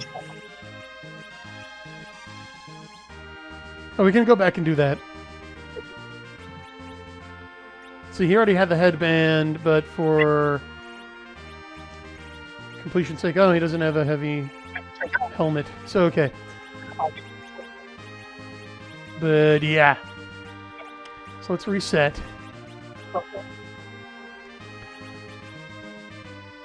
So there it is. Attack 94. 37 attack strength, 6 by 94. Okay. Now engaging Dornal mode. Her shield's good, although I recommend don't forget the bandana. You recommend scooping a ice shield for him. Oh, I thought you said not to do that. Okay. And what's better, the headband or the bandana? Bandana. Woo. So I think the bandana gives the same amount of strength, just has better defense. So those Okay. items have garbage armor, but they raise their strength. And boom. Not only do you have a higher attack value, but you have another multiplier. It does significantly more damage now. Does it make up for the loss of defense? Your mileage may vary, but that's how I play. Okay. Speaking of which, I'm gonna do this real quick. All right, now I can't get arrested in this town. I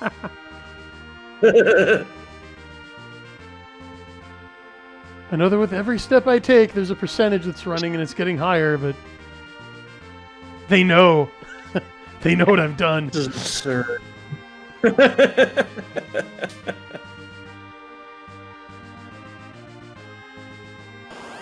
Okay, finally. We have a volunteer. Oh, and we get to strike first, too. Thank you. You've been a lovely audience.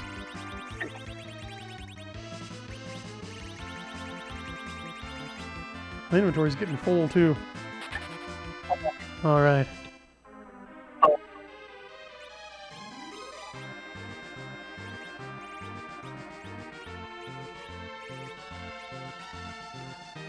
Oh, apparently it's got to be the character. I didn't know that. The bug is on the slot, not the item.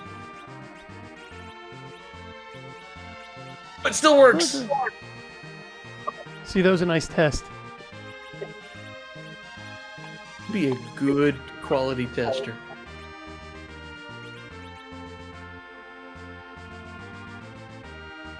Yeah, way better defense. I like how his wisdom is still in single digits.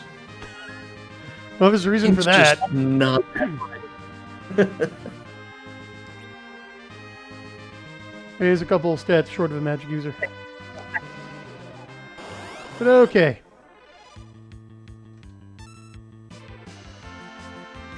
He didn't really do well in school. He skipped all his classes and jumping jacks and jump rope and high jump and Trampoline. Yeah. You get where I'm going. I think I've killed this joke. All right, we get it.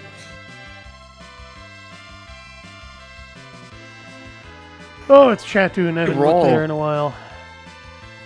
All speaking of NES games done in assembly language, I was talking about this earlier with the Sega Genesis. The Sega Master System's an old Motorola chip.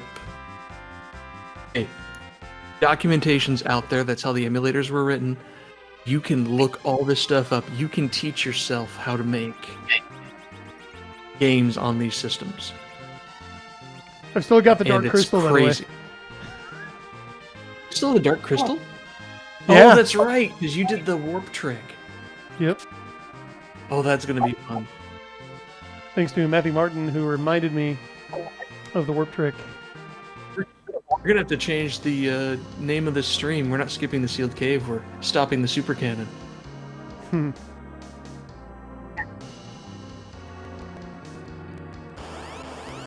That can be done later.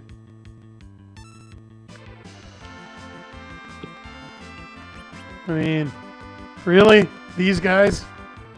Okay. Yeah, I can blow on them really hard. Maybe you'll get lucky and you'll get the summons from them.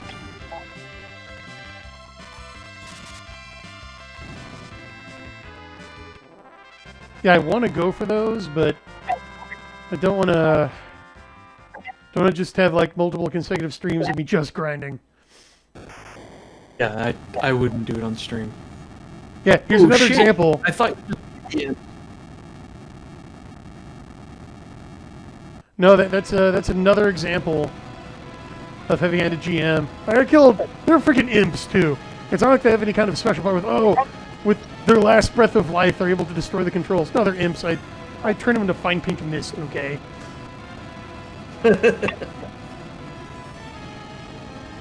Cecil turned them into tomato soup. I see. It was just a pretext to. You see, Bill has a new girlfriend and he doesn't have time to game with your party anymore. So we're retiring his Karate Man character. So it was all just a. It's not a railroad. It's just a special cutscene because Bill can't play with us anymore. Very heroic. Punches us out the door. The one time his kick attack was good for something. Well, and I think he punched us. So that counts as a bright slap, I'm calling it. And an honestly touching line here. Really nice. And Rydia, whose life was almost saved by Yang, was the first one to jump into the water after her when she got swallowed by Leviathan. So you know she's torn up about this.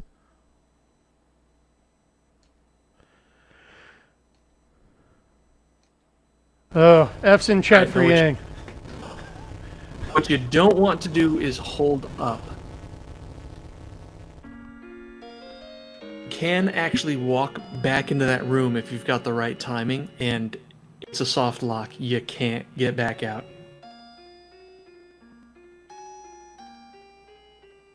Goodness. Many is the worthy and valiant companion we've lost along the way. Golbez! Or whoever is bad and still alive. We've honestly killed a lot of them. It's weird, we're just like slashing our way through the rogues gallery, and yet the villain's plans are still getting accomplished.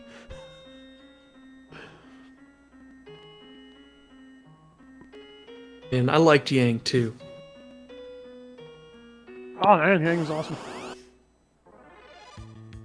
Now we don't have to see his awkward chesticle animation anymore. Yeah. It'd be great if the sad music was still playing over all these fights. Because it does that sometimes.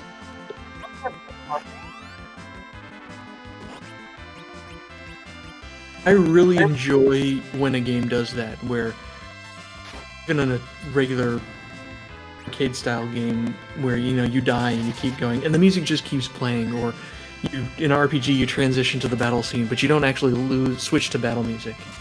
I like it when games do that. So I gotta say, I'm not really seeing what equipping Kine with all that stuff is doing yet. We'll give it a chance.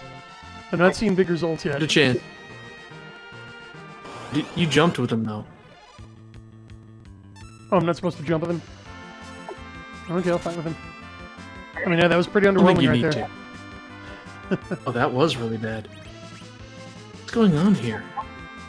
Well, for one thing, these guys are strong to like every element. Oh. He did nearly twice what Cecil did. Yeah. That's why I'm not calling this definitive. Maybe the difference is too small. Yeah. They're like, let's make a guy who attacks with fire but isn't weak to ice, derp. Nah, I mean, it's kind of clever.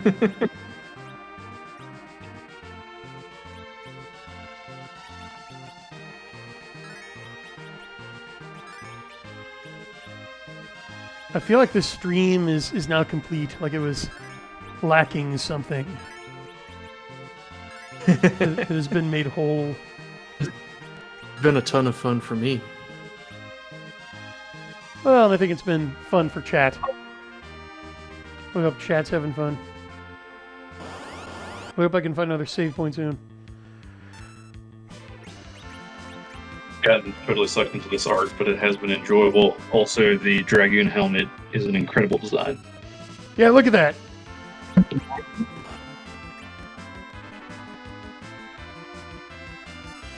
Everybody wants one now. I think in the future everyone will be wearing them. I don't know what your time frame is, Brian, but if you get another 10 minutes, I think if you leave the Tower of Babel, you'll have a really satisfying conclusion to the whole thing. Well, then that's what I'm going for. We're going to go for the Final Fantasy X ending of stream endings. Yeah. That's a mixed metaphor, but you know what I mean. Ooh, let's see. Ah. Yes, there is a save room, and it's on the other side of this bridge.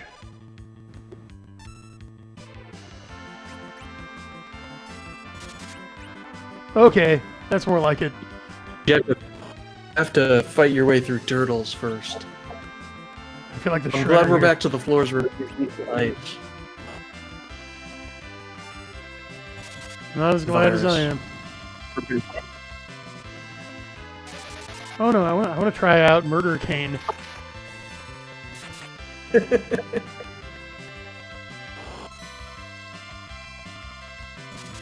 Best thing is Fast and Berserk. Yeah. And you're gonna see numbers that make you think. Wait, I could have done more damage than that if I used his jump command. And then, Cecil takes an attack, and then Kane attacks again. Then Rosa casts a spell, and then Kane attacks again, and you go, oh, he's attacking 3 times faster than normal. Look forward to it. Man, we're running low on A-tenths. This tower's really sapped my supply of A-tenths. I'll have to get more. I think the game's gonna start giving you tons of cabins and chests for the rest of the game. Oh yeah, sure. I've never seen anyone sleep as much as you do, though. Well, napping is the Baronian national pastime. That's right. Like they don't let you use exit in this dungeon for a good reason, but you almost want to just exit and fly over to Baron and take a nap in your own bedroom. Well, honestly, that's what you want to do. Okay, we can't run, but as you're the guy. Stewart has pointed out, you never want to use, you never want to buy cabins. You only ever want to buy a tent because a cabin only heals 3 times more than a tent does, but it costs 5 times more.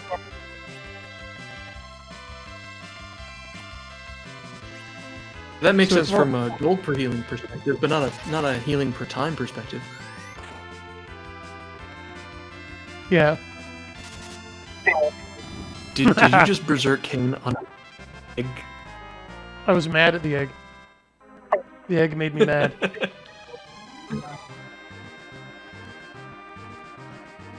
No, it's really easy to lose your way and forget which direction you're going, especially when you're interrupted by the fights. I think that's a feature of these old games. I think the first game to do this kind of maze-style top-down dungeon was probably Phantasy Star 2, which I believe you'll be starting sometime this summer. Hopefully. I'll have to get a hold of it. Only going to play on original hardware? Well, I got the Genesis. Oh yeah, you're gonna be able to find a copy of Phantasy Star 2. It's not that rare. I know some guys. I got some guys. I'm plugged I into. know you do. I'm tapped into the local retro scene. Let's put it that way. Your buddy is the local retro scene. Oh, I got a couple buddies who are the local retro scene. Don't you worry about that. Hey, you're the Gundam expert. What do you think about Bradford Walker claims that 3 times faster, Kane is a Char? Ooh, is Kane the Char of Final Fantasy IV? Yes. Sure Especially is. because, spoiler alert, he's blonde.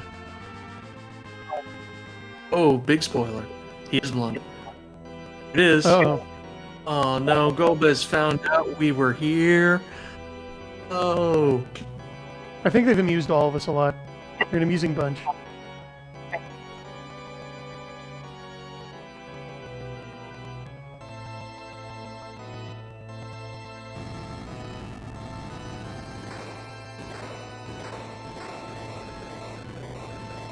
Oh. Oh, now you're dead. For sure. Oh, wait. Oh! What a save! Hey. Sid with a save. Good thing we didn't get ground up in those propellers. That would have been bad.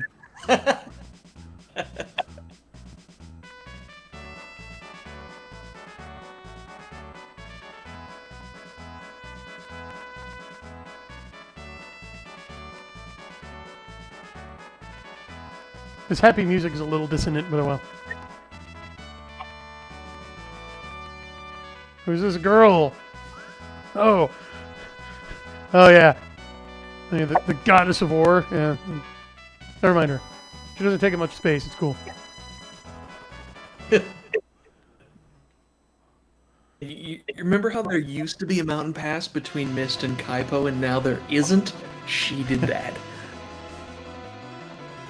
Oh, snap. They're going to give you 3 guesses how that happened. Hey, so who's tweaking up the Red Wings when Sid's a defector? Sid's with us now. It was probably Lu Jai, right? Oh, yeah. I'm so glad we killed him. When he was kind of their anti-Sid, he had the goggles and mad science and everything. Because we run into other of his projects later, folks. You'll see. Ooh, we sure do. They're really... They could have ended this game around here, but the game kind of keeps going, and last part on the moon is... No one questions What? why Sid just has a bomb on him. Apparently at all times. That's why I was like, dude... I want to know why you did that. It kind of should have messed with Sid. You don't mess with Sid. He will go Killdozer. He just will.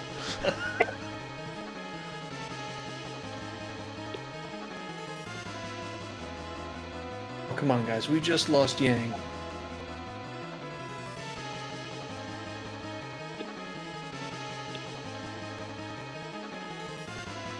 No, she will. She'll infect everyone.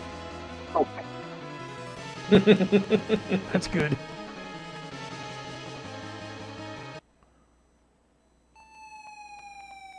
This is a cool background, though. Gives a sense of the scope of the whole famous last words.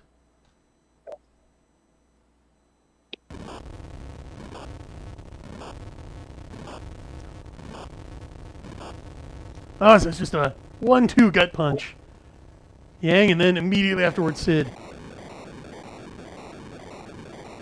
The villains are striking back.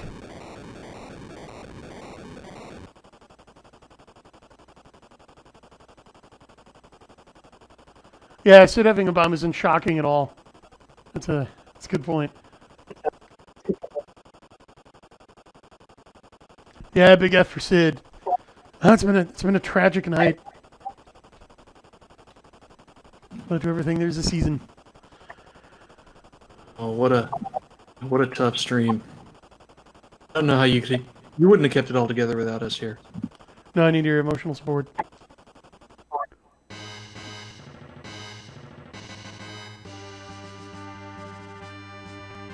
And we got the airship. It was a series.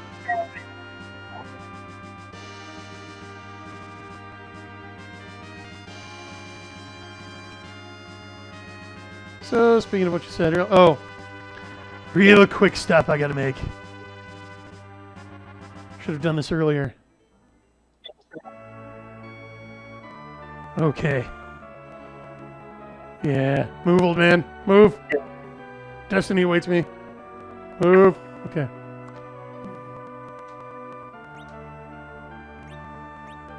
Oh yeah.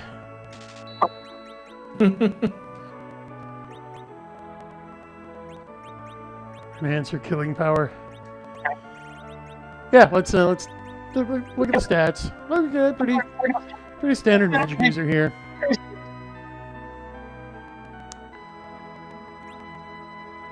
Keep those in mind.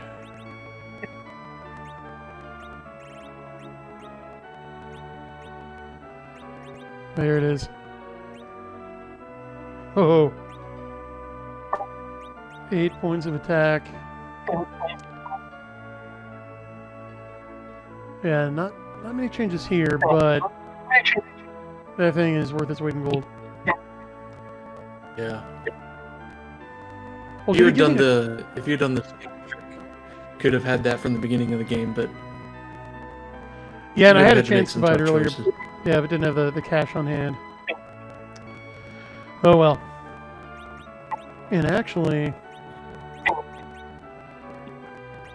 There's a couple secrets in town. You're gonna want one of them. oh, we already got those. I've been here already. Oh. Well, she should be wearing the tiara then. Rosa is wearing the tiara. Tiara raises wisdom. It's better for black mages. Oh, they don't both go off of that? I don't think so. We'll see. I mean, Radio wasn't around when I went here the first time. Makes sense.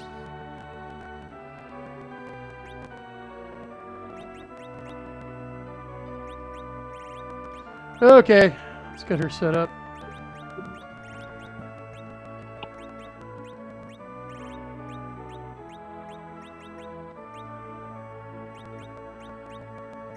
Yeah, that's nice.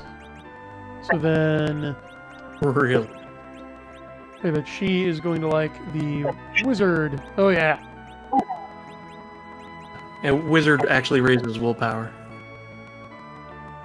And that's what white magic goes off of? I believe so. Okay. I'd have to look that one up. I expect to be corrected next stream. Well, I mean, Iridia's wisdom is higher. Oh, yeah. You're definitely right. Look at that.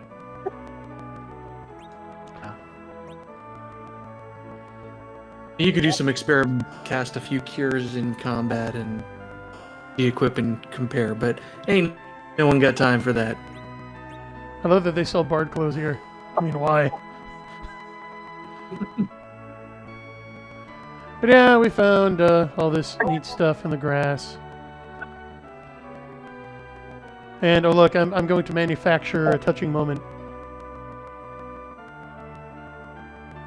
Guys, I'm back!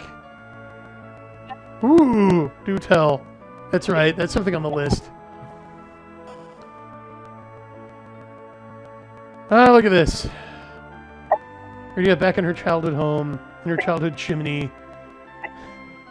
Crawling through it. Finding we've already cleaned everything out. Wonder if she's a little pissed at this point.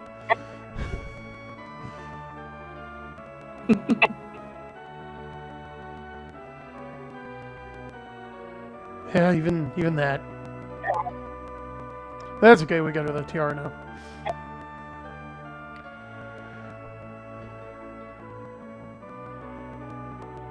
It sucks that we can't take naps here. We should be able to. Look how cozy. Oh well.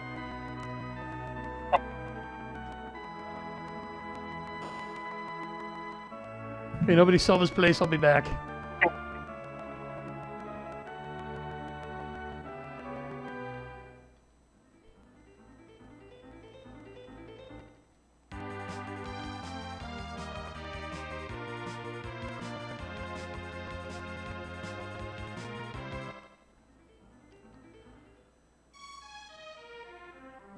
Okay. But I know where we can actually catch some Z's. There's one place that is always there waiting for us. Home sweet home.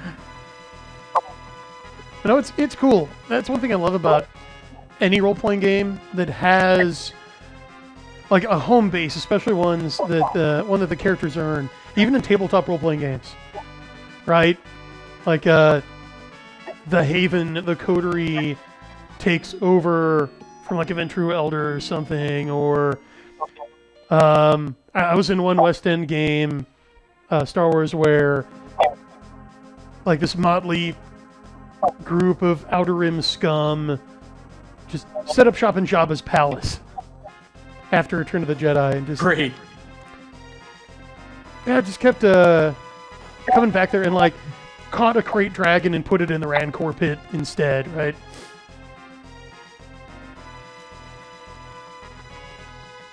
Gives a sense of permanence.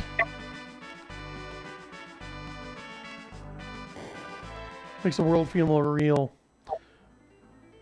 Okay, we've cleared the towers. We have. Sorry, go ahead. How did they lure the Rancor in? There's Or the creature? There's actually another gate. I believe there's like another opening that's big enough for it.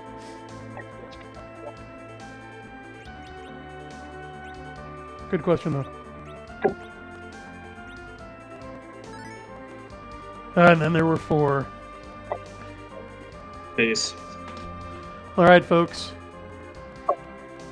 I'm going to call it there. Yay. We're a little bit over, but oh wow, and almost exactly 10 minutes over if you factor in our slightly late start time.